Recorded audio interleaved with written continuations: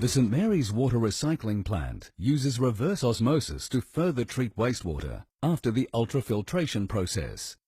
Reverse osmosis membranes are constructed from a membrane flat sheet. It is comprised of 3 layers: a polyester fabric support base, a microporous polysulfone layer, and a 0.2 micron thick polyamide barrier layer. The polysulfone layer strengthens the very thin barrier layer. It is the barrier layer that removes nutrients, chemicals, bacteria, and viruses from the water. The membrane flat sheet is combined with a sheet of feed channel spacer. This provides turbulence and creates space between the membrane sheets for the feed water. A sheet of permeate spacer is added to the membrane sheets and feed channel spacer. This enables the final recycled water product, or permeate, to flow evenly across the entire membrane surface, even under high pressure. The back of the membrane is completely sealed to the edges of the permeate spacer. The membrane sheets are glued along each of the 3 exposed sides and rolled around the core tube. Feed water is forced through the feed channel spacer and into the barrier layer of the membrane.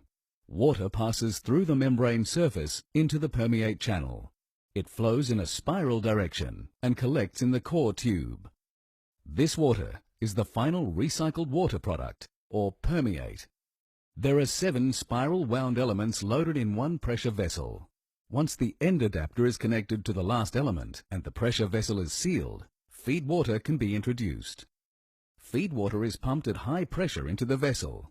As it travels, small molecules like water pass through the membrane, while larger particles such as salt, bacteria, and viruses do not. The final recycled water product is collected from the end of the elements.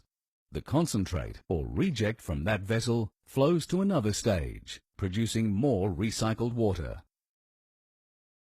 At St Mary's, there are 6 reverse osmosis treatment trains, each with 3 stages. This design produces the highest amount of recycled water with reduced concentrate waste.